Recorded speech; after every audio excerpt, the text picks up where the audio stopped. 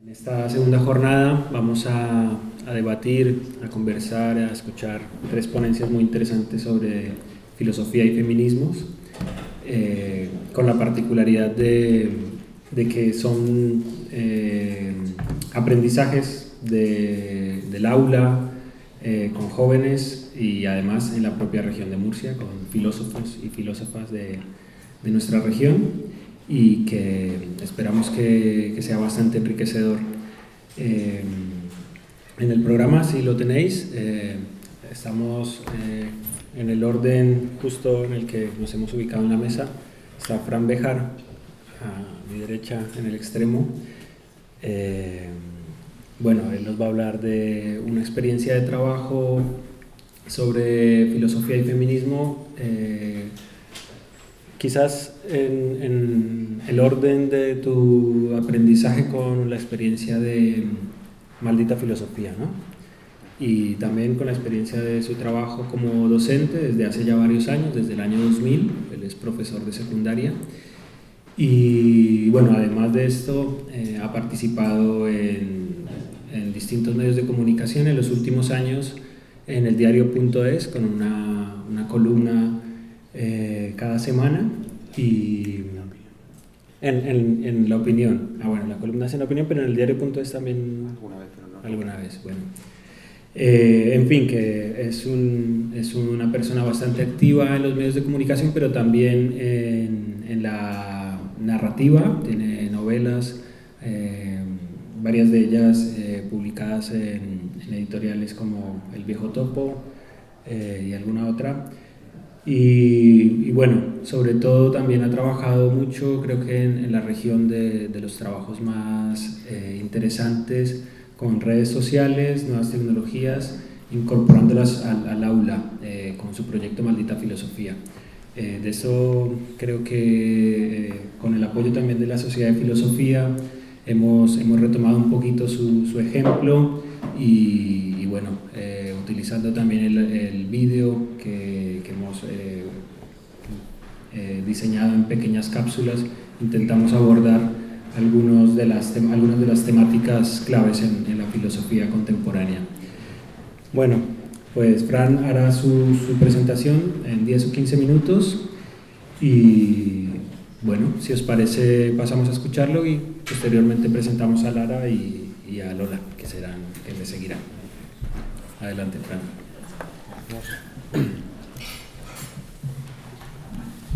Muy buenas tardes. Agradecer antes que nada la presencia a todos ustedes y a la Sociedad de Filosofía de la Región de Murcia por programar un seminario con un tema que siempre es necesario, pero que últimamente en los tiempos que corren, y más todavía en el lugar donde estamos, pues parece más imperiosamente necesario que nunca.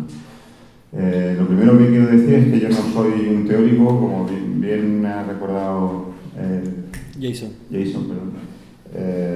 Pues ya son 20 añitos los que llevo en la docencia y no estoy desde hace mucho tiempo en el mundo de la investigación ni en ir forjando nuevos conceptos teóricos que puedan ir alumbrando un poco la vanguardia de los temas relacionados con el feminismo, pero sí que humildemente pues puedo contar un poquito mi praxis docente durante estos años, cómo yo he ido encontrando mi camino, cómo he ido poniendo en práctica y afinando con el tiempo y con la práctica diversas experiencias, y tal vez aventurar alguna conclusión que seguro que puede servir un poco para el debate posterior.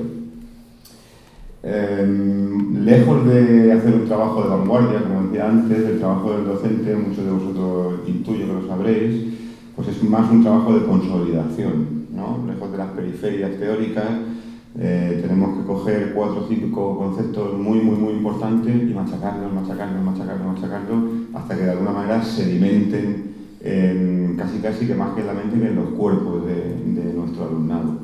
Y esa es la tarea que yo me propuse, y me la propuse a través de un vehículo que puede parecer un poco quizá excéntrico, ¿no? Mi ponencia se llama Feminismos, o la enseñanza de los feminismos a través de los valores éticos, de la asignatura de valores éticos, y a lo mejor puede parecer un poco extraño que yo reivindique, para mí el primero, que yo reivindique una asignatura como valores éticos, y aún así la quiero reivindicar, no la asignatura en sí mismo, que todos sabemos que es un parche para seguir justificando la enseñanza de la religión católica en la enseñanza pública, y que además es un parche sobre un parche, que era la educación para la ciudadanía de la anterior ley del Partido Socialista.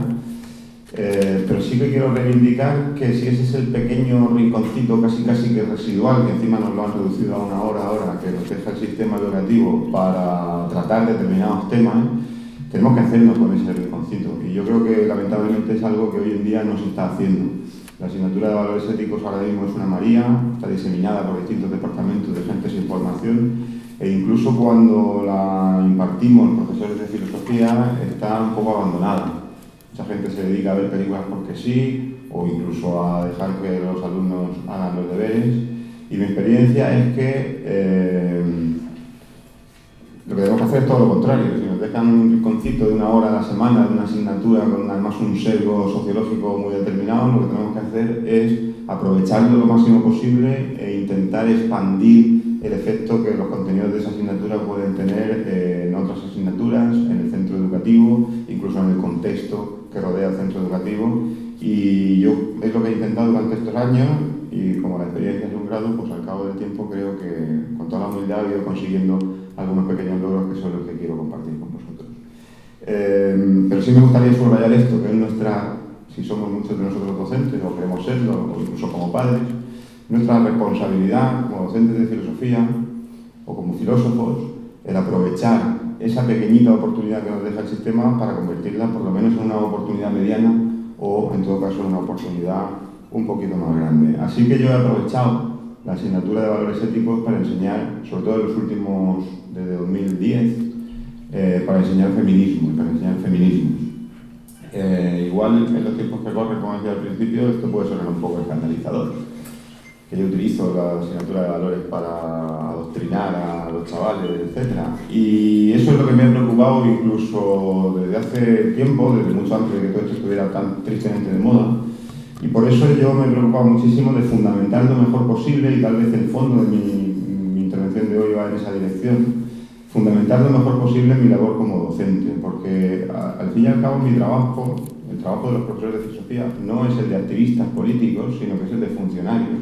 Y yo me he preocupado mucho de que quede siempre muy claro, desde la práctica en el día a día con el alumnado, desde luego con los padres, con las directivas y a nivel social, que lo que yo estoy haciendo es desarrollar la ley como funcionario público. No estoy haciendo activismo político. Lo que pasa es que la ley del Partido Popular, en uno de esos ejes vertebradores, lo que dice es que tenemos, uno de los ejes tiene que ser, cito literalmente y solamente me equivocaré, pero hay una expresión que a mí me ha servido mucho, que es educar en la igualdad efectiva. ¿Vale?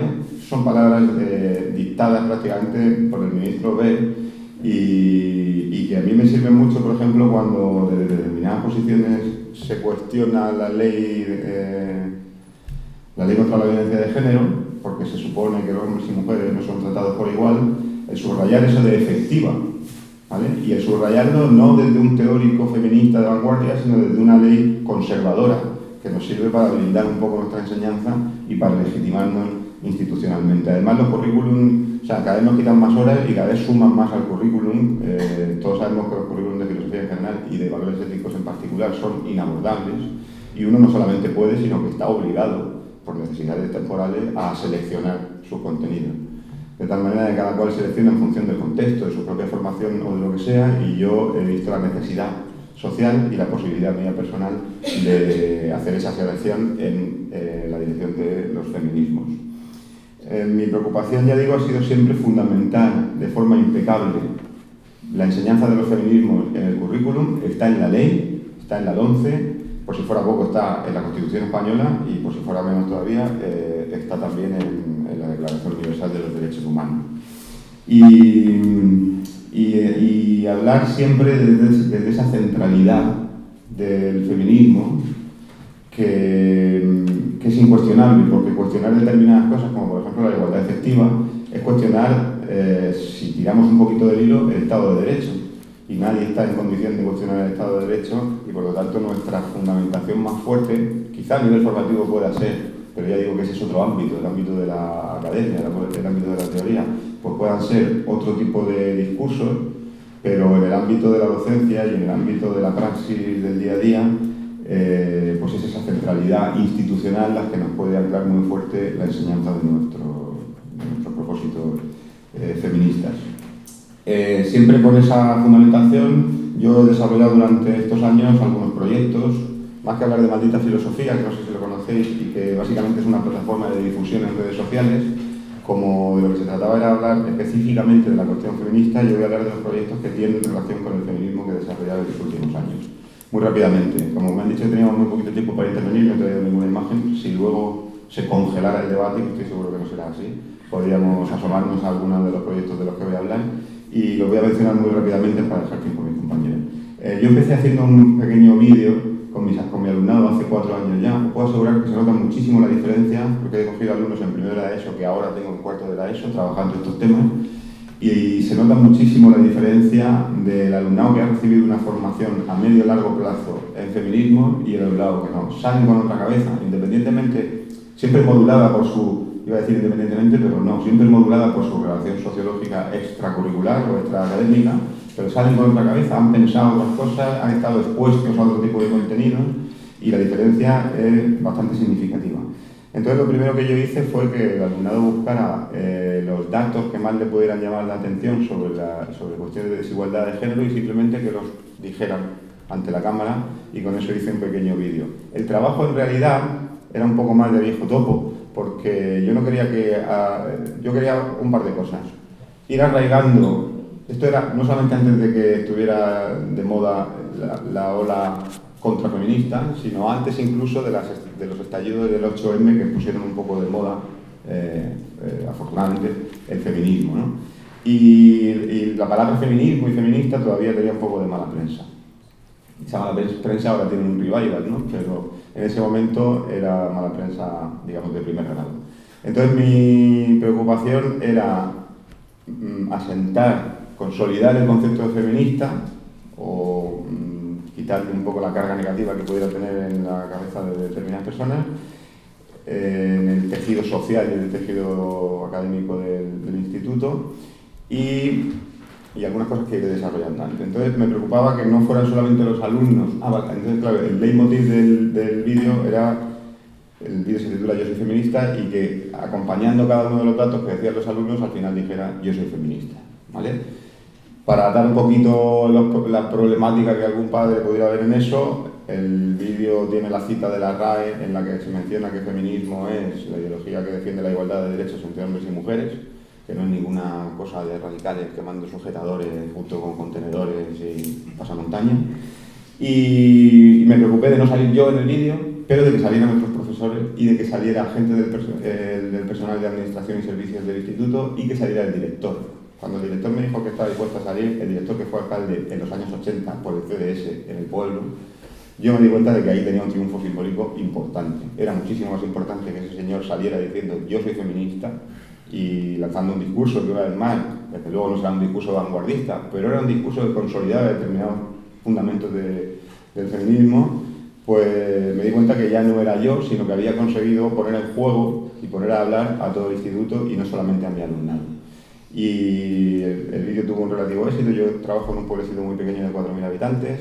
Lo que hicimos al año siguiente fue utilizar ese mismo vídeo como material para darle una vuelta de tuerca un poco más movilizadora para el alumnado y convertirlo en un rap. Además conseguimos que estrenar ese rap justamente el 8 de marzo, creo que fue de 2016, que fue el de la explosión de movilización en España, la primera movilización fuerte de un 8M, y subiéndonos un poco a la ola, a esa ola de ese 8M, pues conseguimos que el vídeo tuviera, me parece que va por 30.000 visitas en YouTube, que en términos absolutos no es mucho, pero en términos relativos para un pueblecito de 4.000 habitantes, pues casi que te aseguras de que todo el pueblo ha visto varias veces el vídeo y mucha más gente, familiares suyos, etc.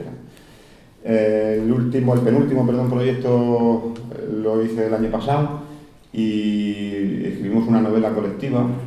A través de una serie de encuestas que yo diseñé, los alumnos fueron decidiendo cuál era la trama y cuáles eran las características de los personajes, sobre una explicación previa de discriminaciones de género, problemática LGTBI, discriminaciones étnicas, etc. De tal manera que al final, entre 99 alumnos y alumnas y yo, conseguimos escribir y publicar una novela en la que la protagonista era una mujer policía, musulmana y negra, que no solamente tenía que investigar el asesinato de otra mujer, sino que además en su recorrido, por sus características personales, pues iba iluminando aquellas sombras de discriminación que los alumnos primero habían visto teóricamente, o que yo les había enseñado teóricamente, y que luego en la práctica de la ficción, si eso se puede considerar una práctica, pues fueron desarrollando.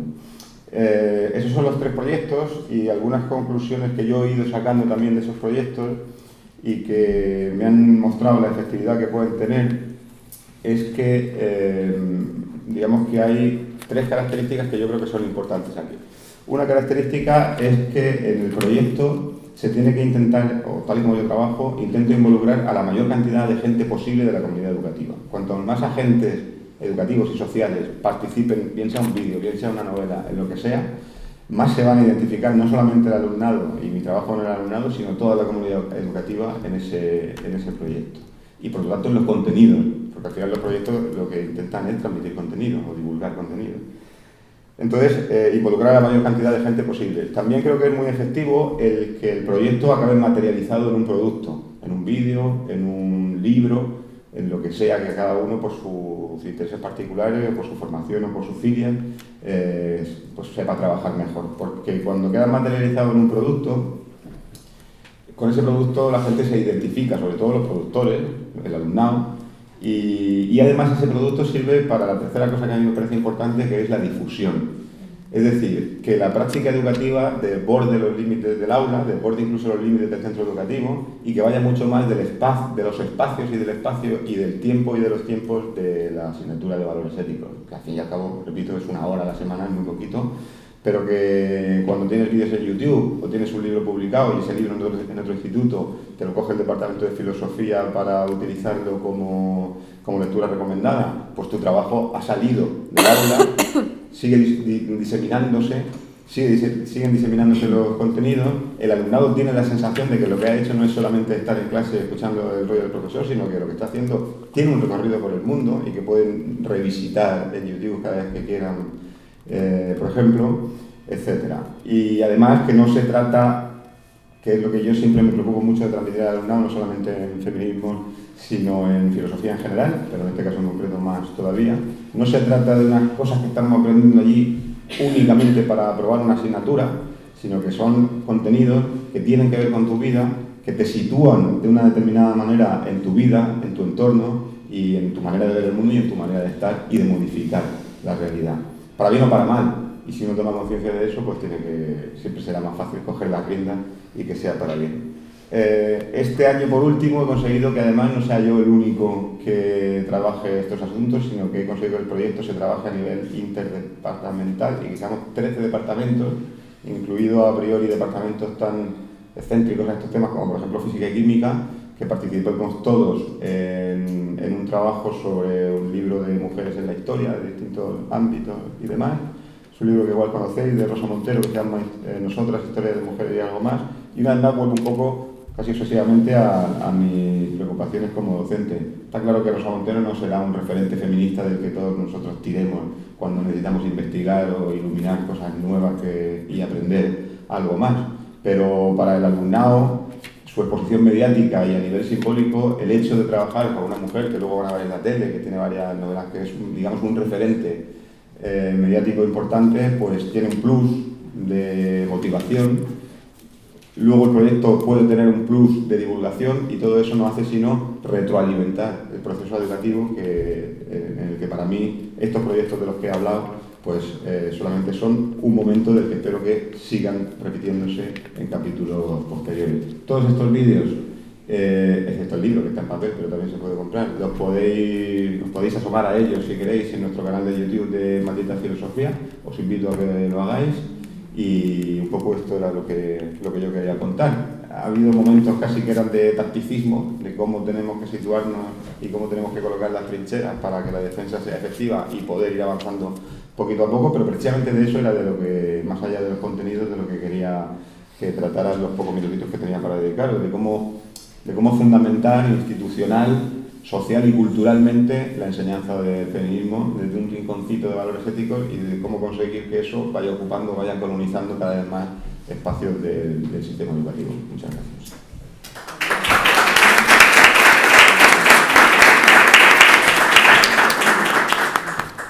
Bueno, en la presentación he olvidado mencionar que Fran es docente en el IES El Palmeral y que, bueno, es un dato importante porque vamos a ver cómo en distintos puntos de la región hay experiencias de trabajo interesantes con jóvenes sobre el tema concreto del feminismo. Vamos a pasar a escuchar a Lara Soler. Ella también es filósofa de nuestra Facultad de Filosofía, de la que hay varios egresados aquí y supongo que otras personas que cursan allí ahora el grado, en su época la licenciatura, ¿no, Lara? Lara ha trabajado fundamentalmente el tema de filosofía para niños y ahora en su centro de estudio, en su centro de trabajo también, el IES San Isidoro de los Dolores de Cartagena, está trabajando la enseñanza de la filosofía para niños desde una perspectiva de género. Entonces, sobre eso va a ir su ponencia, también breve, para luego dar lugar a una conversación con todo el público.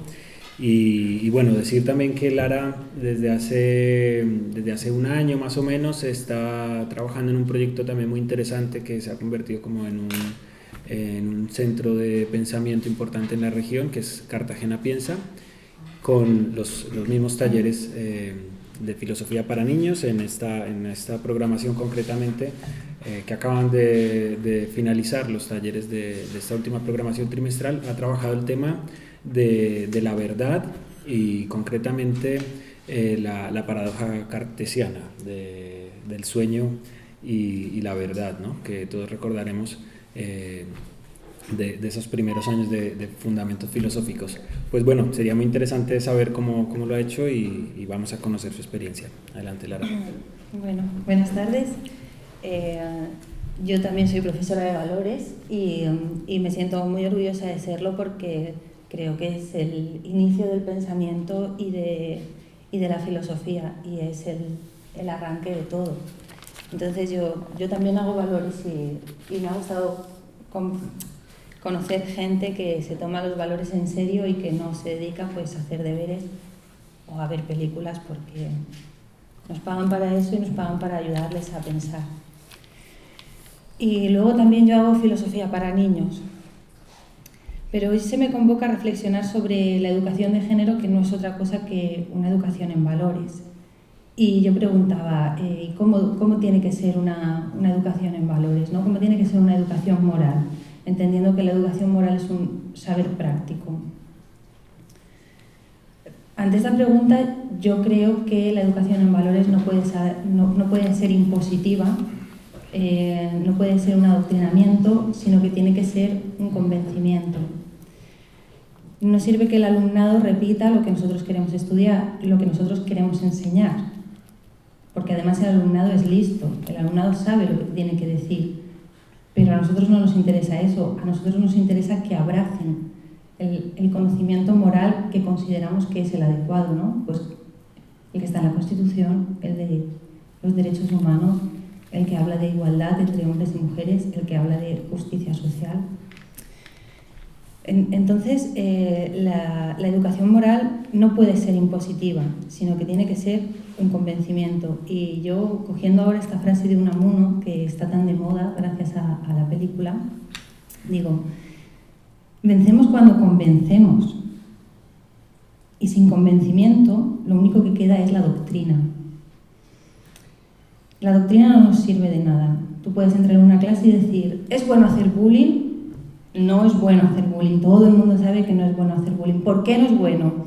Todos te dan buenas razones. Y en esa misma clase pueden haber casos graves, ¿no? de bullying.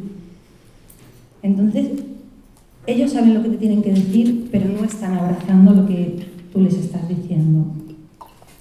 Luego, ¿cómo les convencemos? Pues necesitamos buenas razones, necesitamos buenos argumentos. Pero como estamos hablando de un saber práctico, que no es un saber teórico, no solo nos sirven las buenas razones y los buenos argumentos, sino que necesitamos algo más. Entonces, ¿cómo puedo hacer que mi alumnado desee esta moral democrática y libre, esta moral que habla de igualdad entre hombres y mujeres, esta moral que está recogida en los derechos humanos? Pues yo propongo un saber experiencial. Y creo que eso es lo que consigue Filosofía para Niños, porque el alumno aprende en la experiencia, no aprende a partir de lo oído. El alumno construye el conocimiento, el alumno se pregunta y reflexiona. Y en ese preguntarse y en ese reflexionar es donde está generando sus ideas. Filosofía para Niños, FPN, propone una enseñanza de la filosofía, tanto teórica como práctica, desde una investigación horizontal. Es decir, cuando yo preparo un taller de FPN, la comunidad de investigación, que generalmente nos sentamos en círculo para darle énfasis a la idea de que todos estamos en la investigación, a la idea de que estamos todos en el mismo barco. No estoy yo aquí como ponente y como sabia y mi alumnado frente a mí escuchando todo lo importante que tengo que decirle, sino que estamos sentados en círculo, y es en ese círculo donde surgen preguntas, dudas, investigaciones a partir de cualquier pretexto. Generalmente novelas, generalmente cuadros, generalmente lo que el profesor considere. Entonces, podríamos discutir muchos y muy variados proyectos pedagógicos. Yo no lo pretendo, tampoco pretendo decir que filosofía para niños y niñas es lo mejor del mundo. Lo que propongo es que FPN es un buen camino para educar en valores, porque no adoctrina, sino que convence. Y convence porque está en la vivencia del alumnado el descubrir las respuestas. En FPN el docente es una guía, es una ayuda, es un apoyo, hace preguntas pertinentes, enciende luces, facilita, motiva.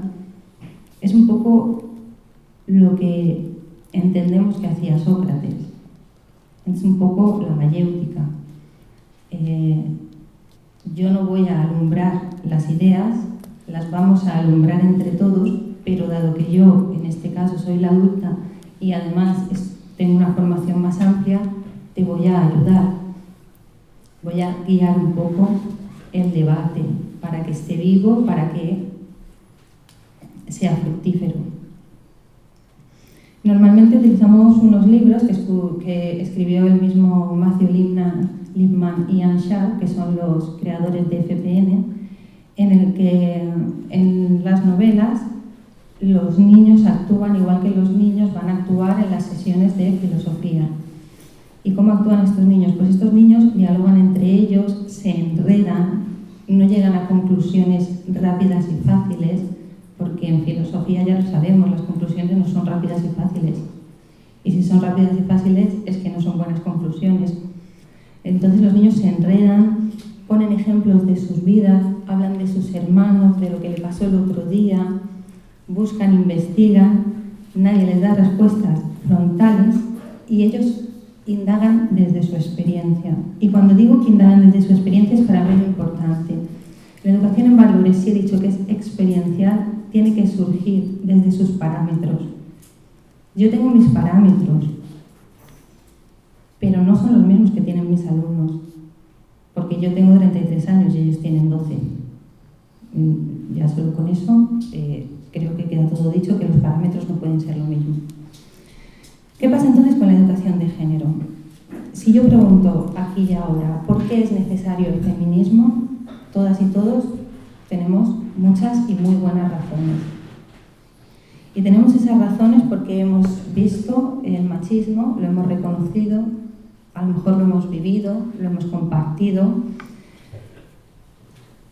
Pero sin esas experiencias, ¿tendría sentido pensar o desear que es necesario el feminismo? Quiero decir, si no hubiera machismo, ¿haría falta feminismo? Yo creo que no, porque el feminismo busca la igualdad. Si no hubiera una desigualdad, entonces, si el alumnado, si los niños y las niñas a los que estamos educando no ven el problema, las soluciones que les estamos dando no les sirven, porque las soluciones están en nuestros parámetros, no en los de ellos. Y a la vez puedo entender que el alumnado no vea el machismo porque es difícil verlo, porque no tiene una cabeza visible, porque está difuminado en nuestra sociedad, porque, como nos explicó Foucault, las cosas no se ven ante los ojos, no aparece una cabeza en el mal, está difuminado, hay una capilaridad. Entonces puedo entender que el alumnado no vea de forma directa el machismo y que perciba, sin embargo, un discurso de género completamente directo. ¿Qué posibles resultados puede obtener no ver el problema y tener una respuesta tan directa? Pues puede ser uno, que le convenzamos, genial, le hemos convencido con buenas razones, nos cree. El alumnado nos cree. O B, no se lo cree. En educación secundaria esto pasa mucho porque para el alumnado casi que somos sus enemigos. Y si pasa esto, el discurso feminista pierde toda la potencia. Pierde toda la potencia porque entonces lo que ellos están entendiendo es: ya está aquí otra vez este discurso, ya está aquí otra vez el rollo. Y mucho peor, ya están aquí otra vez estas que quieren gobernar el mundo. ¿Hay algo peor?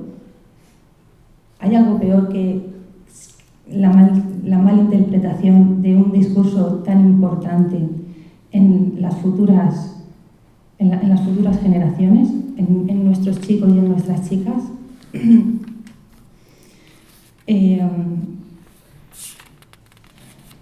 Yo les puedo explicar que hay mujeres asesinadas por sus parejas, les puedo explicar que hay niñas explotadas sexualmente, y además yo se lo explico en mis clases de forma directa. Les digo, hay niñas a las que les amputa una parte del cuerpo para que no sientan placer.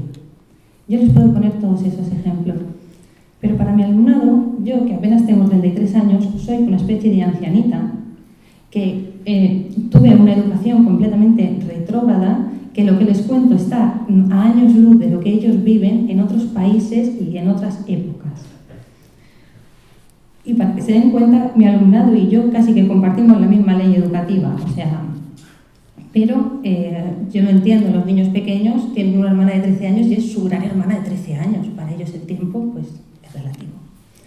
Por tanto, la conclusión, o a donde yo quería llegar, es que necesitamos convencerlos desde sus parámetros. Y no es que les convenzamos porque nos creen, les convencemos porque ellos mismos paren sus ideas. Les convencemos porque son ellos los que llegan a sus conclusiones.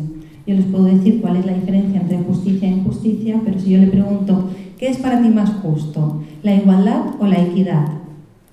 Y en ese diálogo en el que investigamos qué es la justicia, qué es la equidad, qué es la igualdad, los niños y las niñas están generando sus propias ideas. Y cuando uno genera sus propias ideas, no necesita que nadie le convenza.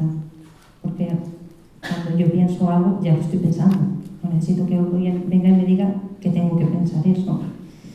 Creo que filosofía para niños es increíble para conseguir esto, porque es una comunidad de diálogo horizontal, de diálogo socrático, en el que el alumnado llega por sí solo, con ayuda, pero llega por sí solo a las conclusiones. Y creo que he dejado un poco clara cuál es mi postura. No sé si luego vais a necesitar que os aclare algunas cosas de filosofía para niños. Las he dado un poco por sentadas, pero somos 3 ponentes, que los 3 tenemos cosas interesantes que decir, entonces luego en el turno de preguntas pues estaré encantada si tenéis alguna duda. Muchas gracias.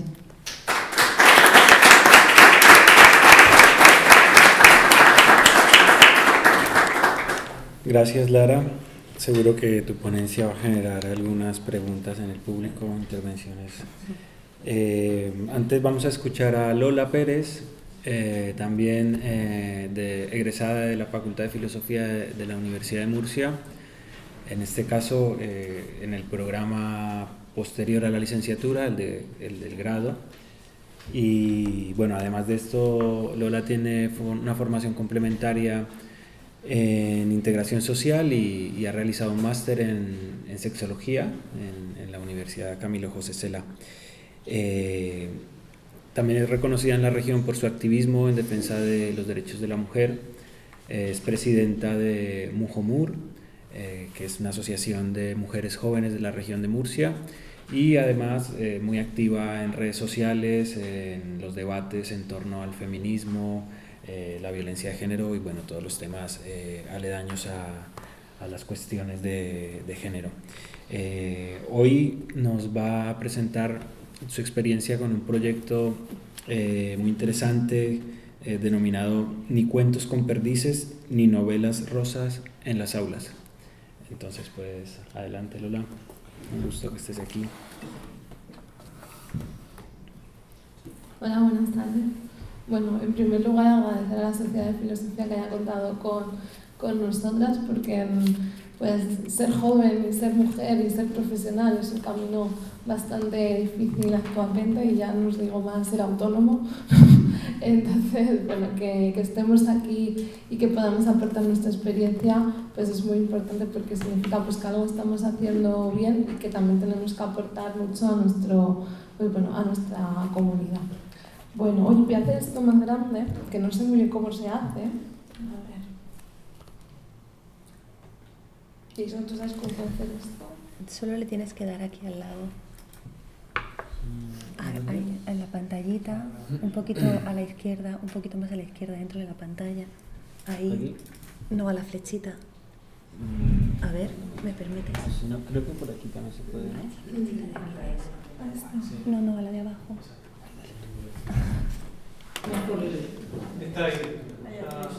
Ah, vale. Muchas gracias. Bueno, pues la verdad que para mí es difícil, porque soy la última, ¿no? Mantener vuestro ritmo es muy difícil. Entonces, bueno, a ver si con las diapositivas pues lo vamos, ¿no? Lo vamos ahí defendiendo bien. Bueno, yo os voy a hablar del proyecto Ni cuentos con perdices de novelas rosas, que es un proyecto pues que nació hace prácticamente más o menos hasta en 2014, que fue cuando empezamos a generar las ideas y las motivaciones y los intereses que pues dieron lugar a un proyecto. Esto empezó en nuestra asociación Mujeres Jóvenes de la Región de Murcia, en una asamblea donde pues un grupo de compañeras, ¿no?, donde yo también estaba, estuvimos pues hablando de las deficiencias y limitaciones que habíamos tenido en nuestra educación, sobre todo en secundaria, y que nos habían hecho pues desconocer pues cuestiones bastante básicas sobre sexualidad, sobre nuestros cuerpos, pero también a normalizar situaciones que son pues violencia. Entonces, partiendo de ahí, de nuestra experiencia, pues empezamos a hacer este proyecto que, bueno, pues a mí, como estaba con integración social, pues me tuve que comer, ¿no?, el hecho de diseñarlo, ¿no?, investigarlo, y ahora mismo, pues la verdad que me dedico profesionalmente a ello, ¿vale? Bueno, voy a ir pasando. Es un poco, pues nosotras, ¿no?, nacimos en el año 2009. Nos constituimos un 14 de febrero, porque nos queremos mucho nosotras. Y bueno, tenemos casi pues más de una década de historia, lo cual no es lo más común dentro de una asociación juvenil. Y además, también teniendo en cuenta que las asociaciones juveniles generalmente se dedican a cuestiones de ocio. Nosotros somos una asociación donde nuestros valores no parten de la igualdad de género, que quizá en el año 2009 pues no era lo que más estaba de moda, la justicia social y también la participación juvenil. Bueno, esto es un poco, sí, 2015-2014 fue cuando empezamos ese planteamiento, ¿no?, ese diseño. 2014 fue cuando un poco las ideas de nuestras asambleas, 2015, ¿no?, cuando el proyecto tomó forma, y bueno, pues en los diferentes cursos es la implementación y el desarrollo que hemos hecho de nuestro proyecto. Nuestro proyecto se fundamenta en dos ejes básicos.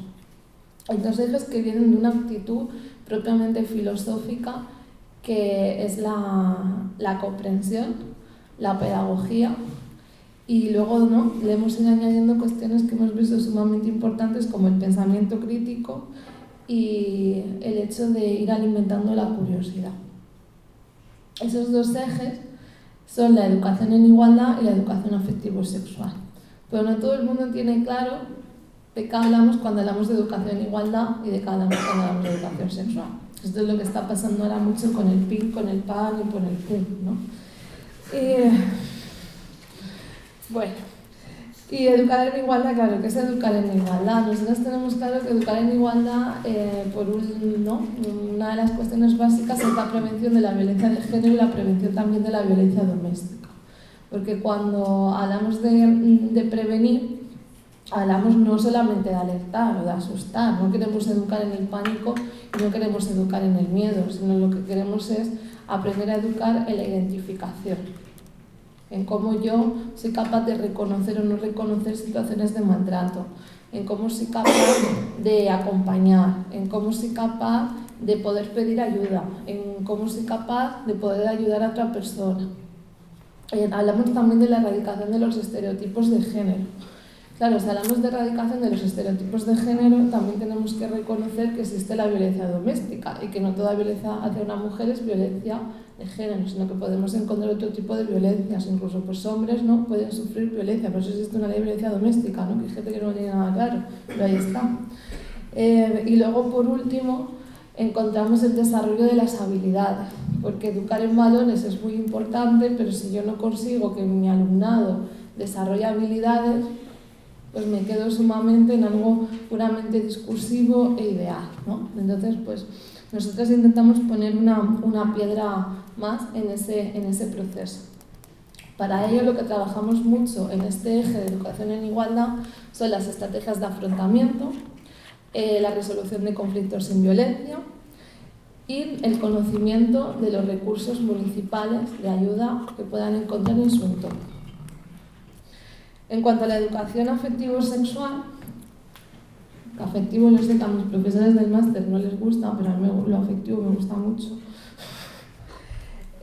Hablamos sobre todo de derecho sexual humano. Y cuando hablamos de derecho sexual humano hablamos de mujeres y de hombres, y hablamos de cómo nos relacionamos mujeres y hombres, y hablamos de cómo somos, y hablamos de cómo nos expresamos. Eso es lo que hacemos en educación sexual. Este proyecto, claro, nosotros lo hacemos en tutoría. En tutorías en unas 12 sesiones. Estamos prácticamente 2 trimestres, con un tiempo de descanso entre sesión y sesión, con una coordinación por parte del Departamento de Orientación. Y no tenemos una evaluación inicial, pero sí que tenemos una evaluación final, de contenidos, cambios actitudinales y aspectos técnicos. Sí que es cierto que en el test donde nosotras evaluamos los cambios actitudinales para poder medir, ¿no?, esa cuestión, lo que tratamos es hacer un poco pues, preguntas trampas, ¿no?, dado que no tenemos evaluación inicial. Entonces, pues bueno, les preguntamos un poco que si antes del proyecto, ¿no?, en tal pregunta, pues habían contestado lo mismo, ¿no?, antes de haber vivido esta experiencia. Y ahí, pues intentamos medir el cambio. La evaluación a nosotros nos parece esencial porque nos permite conocer y ajustar aquello que estamos haciendo, si lo estamos haciendo bien, si lo estamos haciendo mal, si es suficiente, si no es suficiente y si conectamos o no conectamos con el alumnado. Porque antes hay algo que expresaban mis dos compañeros muy interesante, que es el hecho de estar, ¿no?, de conectar con el alumnado.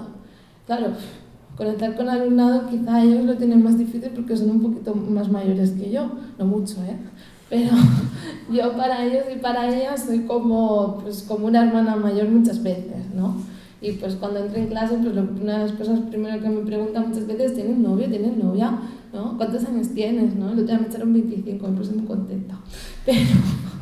Pero no, son preguntas, ¿no?, que quizá pues les genera mucha curiosidad porque lo más común no es tener a alguien tan joven que pues les está hablando pues con mucha firmeza de estos temas. Claro, en la evaluación, claro, ajustar lo que hacemos y lo que no hacemos, ¿no?, y un poco vienen por aquí esto que estoy contando, es esencial conocer su cultura. Si no conocemos su cultura, si no conocemos aquello que consumen, cuáles son sus referentes, cuáles son los objetos de sus cotilleos, qué es aquello, ¿no?, que les preocupa, pues es muy difícil poder desarrollar una labor educativa que pueda generar un aprendizaje significativo, ¿no?, un aprendizaje que conlleve específicamente a los contextos. En esas 12 sesiones nosotras no trabajamos con apuntes, no trabajamos con memoria, trabajamos con aprendizaje significativo y trabajamos mucho con su atención. Y nuestra labor es propiamente la de guiar y acompañar, más allá, ¿no?, de que puedan ir desarrollando una serie de conocimientos, ¿no?, que van permeando pues, en sus cabezas. Bueno, ¿qué requiere atención en cuanto a la educación sexual? Pues bueno, la sexuación, es decir, el modelo binarista, ¿no?, de un modelo binarista de hombres y mujeres a un modelo intersexual. Ellos aprenden, por ejemplo, lo que es un síndrome de Klinefelter. Ellos aprenden que no solamente hay X, X y XY, que puede haber X, XY, X solo, ¿vale? Y les flipa mucho. Además, una de las cuestiones, ¿no?, para que todo esto lo puedan ir procesando es que en el proyecto educativo que nosotros llevamos a cabo no somos ajenas a la LOMCE, no somos ajenas a, pues bueno, ahora está muy de moda, ¿no?, a los Objetivos de Desarrollo Sostenible, no somos ajenas a la ley, ¿no?, de salud sexual y reproductiva y de interrupción voluntaria del embarazo, ¿no? Entonces, claro, cuando tenemos un marco teórico muy definido, lo que tratamos es de relacionar aquello que nosotras tenemos en nuestros proyectos con 3 asignaturas, ¿no?, que suelen estar entre tercero y cuarto de la ESO, ¿no? Es decir, para que los aprendizajes, aparte de significativos, sean muchas veces transversales. Claro, hablar de intersexualidad cuando estás en cuarto de la ESO y estás viendo muchas cuestiones biológicas, ¿no?, que ya hablan de todo esto, pues les flipa, ¿no?, y les hace, ¿no?, pues asentar los conocimientos de una forma mucho más activa y participativa. Luego entendemos la sexualidad, donde hablamos de vivencias, de las identidades, de los roles, la erótica, que sería la expresión de la sexualidad. Ellos viven, ¿no?, ahora mismo en un cambio generacional, pues que a lo mejor no es tanto preocupante, pero sí que llega a ser en cierto sentido impactante. Son la generación que ve porno antes de recibir su primer beso, o que ve pornografía antes de sentir que a alguien les gusta. Y muchas veces, ¿no?, lo que encontramos son muchas distorsiones cognitivas en cuanto a lo que es la expresión de la erótica, la expresión del afecto, el me gustas. No saben muchas veces diferenciar lo que es un deseo a lo que es una fantasía. Entonces son muchas cosas que merece la pena abordarlas, ¿no?, abordarlas no desde los pánicos, sino desde una actitud comprensiva para poder ir ordenando pues, esas cabezas que decíamos antes. Luego la socialización, ¿no?, la culpa, el miedo, la ignorancia, las expectativas, los estereotipos, la amatoria y el deseo, la seducción, la orientación sexual, la afectividad. La seducción, los parámetros de seducción han cambiado muchísimo. Ahora se seduce mucho por redes sociales, ¿no?, y eso también implica un cambio, ¿no?, a cómo expresan después esa sexualidad y esas vivencias. Luego los modelos de apego son sumamente importantes. Trabajamos con alumnado de todo tipo, alumnado donde sus familias son diversas, alumnado que ha perdido un padre, que ha perdido una madre, alumnado que tiene sus padres enfermos, alumnado que no ve a sus padres porque los dos están trabajando fuera. Y poder empezar a trabajar el modelo de apego es una forma también de construir autoestima. Luego pues ya nos vamos a las cuestiones, ¿no?, que se dicen más urgentes, los riesgos, la violencia y las enfermedades de transmisión sexual. Una de las últimas cosas que hemos añadido también al proyecto en cuanto al trabajo de contenidos es la desinformación. Porque lo que encontramos es que ellos, en cuanto pues, a sexualidad, o incluso, ¿no?, en lo que refiere pues, a la igualdad y a la violencia de género, es una generación que está sensibilizada. Pero no es una generación que tenga capacidades o habilidades, ¿no?, o incluso pensamiento crítico para saber qué es una información, qué es una opinión o qué es una recomendación, o para relacionar esta información con aquello que me está pasando. Entonces es una de las cuestiones, ¿no?, que hablamos mucho también en clase. También abordamos la cultura afectiva, ¿no? Esto pues muy típico, hasta que no me activa yo no voy a escribirle, ¿no? Pues esto lo viven continuamente en la ESO, ¿no? Así como la competencia intrasexual, sobre todo la competencia pues, ¿no?, entre chicos y chicos y entre chicas y chicas, porque también forma parte del modelo de socialización de los géneros. Otra de las cuestiones que nos parece fundamental en nuestro proyecto es la introducción de la ética de las relaciones, que es de uno de mis profesores, ¿no? De Félix López, donde se aborda la ética de la igualdad, la ética del consentimiento, la ética del placer y la ética de la responsabilidad común. Paso, ¿queréis leer? Estoy con mi lucha y esa cosa. Al fin y al cabo, ¿no? Para haceros un resumen, es hablar de consentimiento sexual, ¿no? Pero ¿qué es consentir? Porque tú puedes consentir, pero a lo mejor es más interesante consensuar que consentir, ¿no? Porque tú consientes y ¿qué consientes? ¿Consientes a todo o consientes solamente aquí y ahora, ¿no? Esa serie de cuestiones que nos parece muy interesante abordarlo con ellos. Luego, pues temas, ¿no? En la ética de la responsabilidad común, pues los temas de anticoncepción o los temas de cuidado de la salud. Cuidado de la salud no solamente ponerse un preservativo, sino poder hacerse una citología, poder, ¿no? Saber si tengo una verruga en el pene, qué es lo que tengo que hacer, además de, ¿no? Dices, me voy a volver loco, me voy a agobiar, ¿qué hago después, ¿no? Pues trabajar esas cuestiones, ¿no? Y luego, pues el placer, ¿no? O las emociones. La hoja de ruta, como os avanzaba antes, un marco normativo fundamental, saber que es una cuestión de derecho, es decir, que esto no es un privilegio, que esto no es una moda, sino que es una cuestión de derechos, que esté en consonancia con la etapa de desarrollo, es decir, con el desarrollo cognitivo del alumnado con el que trabajamos, que definamos la actuación, en nuestro caso es una actuación que forma parte de los departamentos de orientación y nos coordinamos con el centro, no somos personas al fin y al cabo externas, pero estamos completamente integradas en el centro. De hecho, en muchas ocasiones, ¿no? Hay casos que se detectan, pues, de violencia o casos, pues, de embarazos no deseados, donde nosotras intervenimos muchas veces desde una...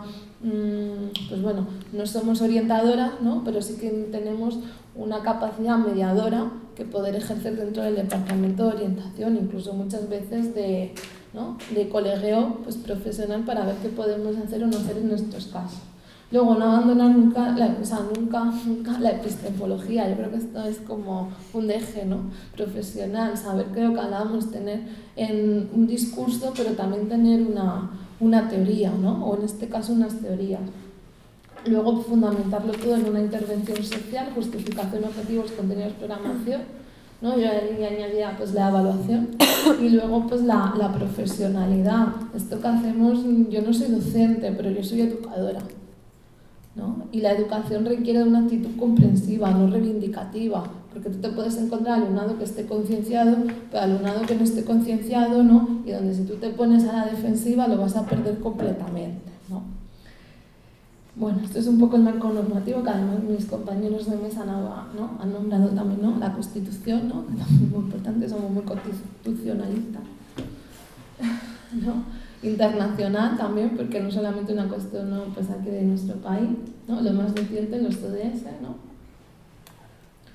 Lo que nos educa, los milagros, el tabú, no conocer el contexto de sus protagonistas y la falta de profesionalidad. A mí me da mucha rabia que muchas cuestiones de educación sexual y educación en igualdad caiga en voluntarios de 19 años que no tienen ningún tipo de formación. Porque lo que acaban es distorsionando mucho más, no solamente lo que tienen, ¿no? Los alumnos, sino también como, ¿cómo os diría? No un intrusismo, porque ni siquiera lo que hace se puede llamar intrusismo, pero sí una forma de poner un parche que no sirve para nada, ¿no? Esto es muy, ¿no? Muy habitual, ¿no? Estas sesiones de 50 minutos, ¿no? Que la gente cree que, pues, ha hecho algo, es como no has hecho nada, ¿no? El alumnado está encantado de tener clase ahora mismo de matemáticas, pero no has hecho nada, ¿vale?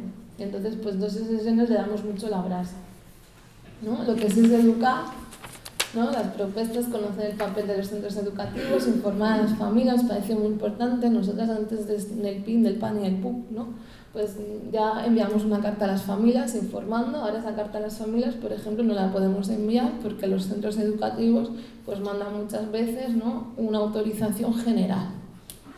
Entonces toda la información que nosotras ya ofrecíamos a las familias, pues no llega, ¿no? Esto es una de las cuestiones donde nos hemos visto afectadas. Nuestro proyecto se concreta dentro del proyecto educativo del centro, es decir, todas las familias saben que sus hijos y sus hijas van a recibir este programa en el curso escolar, o sea, qué conocimiento tienen.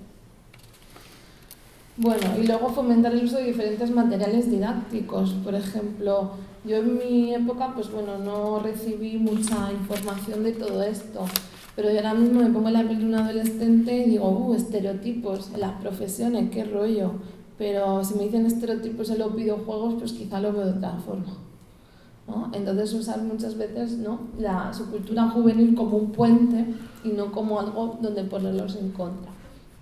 También, ¿no?, una de las cuestiones que requiere, ¿no?, de esa profesionalidad que nosotras reivindicamos, ¿no?, es la visión criminológica y psicológica de la violencia de género, porque si hablamos de violencia de género estamos hablando de un delito.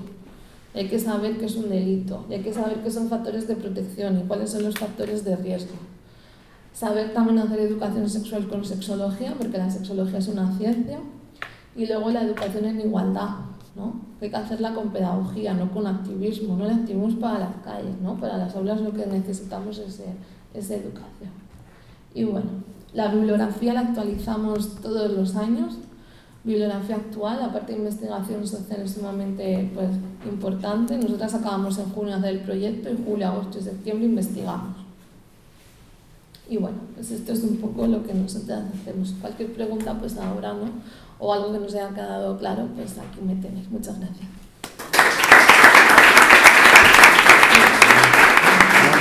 Perfecto. Bueno, muchas gracias, Lola. Tenemos un espacio muy breve para las preguntas porque la conferencia de cierre empieza en 15 minutos.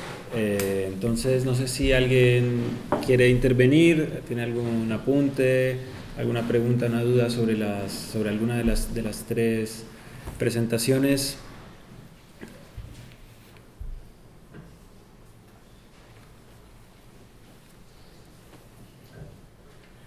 Adelante, Juan Manuel. Bueno, muchas gracias a ustedes. Me han gustado mucho las tres experiencias que habéis compartido. Y a ver, sobre todo mucho los puntos que tenéis en común, ¿no? Esta idea de trabajar desde donde estamos, que me ha gustado mucho. O sea, ¿no?, si tengo valores, pues tengo valores, no tengo 200 horas para estar con la gente, ¿no? Si tengo eso, pues lo que tengo que trabajar, ¿no? Y también mucha esta idea de la metodología, como de metodologías participativas muy activas y que sean vivenciales, ¿no? Como que sea un poco lo que comparten todos, ¿no? Un poco esa línea de fondo. Yo sí me he quedado con un poco de curiosidad. Bueno, me he quedado con curiosidad en muchas cosas, pero voy a preguntar algo muy concreta. Frank, exactamente el proyecto que estáis desarrollando ahora, si podrías contarme un poquito más del proyecto que tenía este año. Y Lara, a mí me gustaría saber exactamente, que es una cosa que me da mucha atención, ¿cómo es una sesión de filosofía para niños? Es decir, ¿cómo es exactamente esto de cómo lo hacéis? ¿No? Y cómo, cuando llegan, tal, y bueno, si puede ser un poco un tema, alguna puede meter algún tema de género y todo, pues estaría bien, ¿no? Y bueno, para luego también tendría muchas preguntas, pero que si no, no terminamos. Bueno, muy rápidamente, yo soy un desastre y creo que nos pasa mucho el tema de la burocracia. Entonces, todo esto que cuento siempre lo he hecho un poco fundamentándolo todo muy bien en mi programación porque lo tengo que hacer, pero en plan un poco salvaje y sin que tenga ningún tipo de repercusión ni institucional ni nada.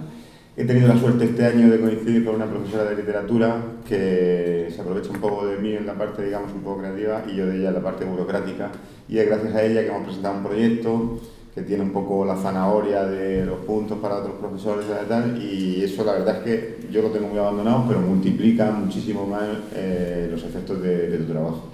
Y básicamente el proyecto es muy abierto porque son muchos departamentos con muchos profesores, muchos departamentos entre sí, con gente muy distinta entre sí, que están más formados o menos, que les interesa más o menos el tema de género y del feminismo. Entonces básicamente es que todos trabajamos sobre este libro de base de Rosa Montero que he comentado, contamos con la participación al final de ella que cerraría un poco todo el ciclo, y cada uno desde su departamento pues se monta un poco con ese material base y con el currículo de su asignatura, mezclándolo como considere más adecuado. Yo en mi línea, por lo que estoy haciendo es repasar todo el libro, cada curso elige un grupo de mujeres, pues nosotras y la ciencia, nosotras y la literatura, nosotras y la aventura, y buscar a una mujer, el instituto donde yo trabajo está en la Comunidad Valenciana, buscar a una mujer valenciana que esté en la actualidad en activo y incorporada también a ese panteón un poco que es un poco el libro y darle un poco también de vidilla a tal, y al final hacer un vídeo en el que los alumnos encarnen esas mujeres, alumnos y alumnas encarnen a las mujeres, y que aparezca esta mujer actual también haciendo un poco de hilo conductor de ese vídeo. Espero que lo disfrutéis muy pronto. Y a los compañeros, de los restos de departamento, ¿se da algún tipo de formación o de orientación? El programa, esto te contestaría mi amiga burócrata mejor que yo, incluye sesiones de formación para el profesorado. Sí.